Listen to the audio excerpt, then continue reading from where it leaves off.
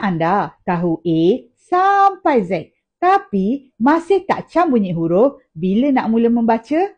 Ramai ibu bapa tak tahu, ajar bunyi huruf bukan sekadar tunjuk kad dan sebut. Dalam video ni, saya akan tunjuk 3 cara mudah untuk bantu anak kenal bunyi huruf guna kad fonik. Cara yang fun, interaktif dan terbukti berkesan. Saya banyak terima mesej dari ibu bapa. Katanya, anak boleh nyanyi ABC tapi tak kenal bunyi. Anak tak ingat beza antara B dan D. Anak cepat bosan bila ajar guna kad huruf. Masalahnya, kita ajar nama huruf tapi bukan bunyi huruf dan kita tak kaitkan dengan pergerakan ataupun emosi anak. Cara 1. Guna aksi bunyi. Contohnya, kad S. Buat aksi ular.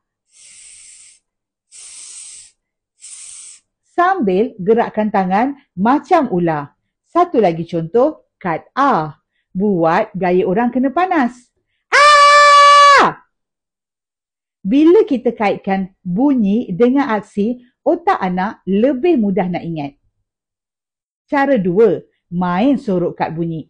Letak beberapa kad fonik bawah bantal, bawah meja atau dalam kotak. Bila anak jumpa, anda buat bunyi dan minta mereka ikut. Aktiviti ni buat anak rasa teruja sebab mereka rasa macam main, bukan belajar.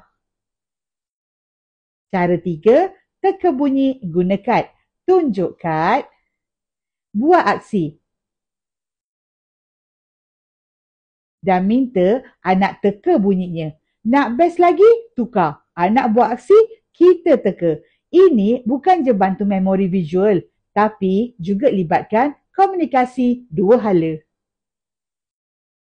Ramai ibu bapa share, bila guna pendekatan fonik dan aksi macam ni, anak dah boleh cam 5 ke 10 bunyi dalam seminggu.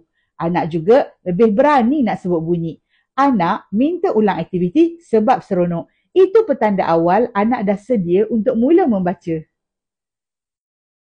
Kalau anda nak mula hari ni juga, saya dah sediakan pakej mini fonik percuma. Ada 6 bunyi asas, aktiviti DIY dan panduan ikut umur. Klik link dalam description video ni untuk download percuma. Jangan lupa like, subscribe dan tekan loceng sebab saya akan kongsikan lebih banyak tips fonik dan aktiviti baru setiap minggu. Tulis komen kalau nak saya buat versi untuk bunyi B atau lepas ni ya.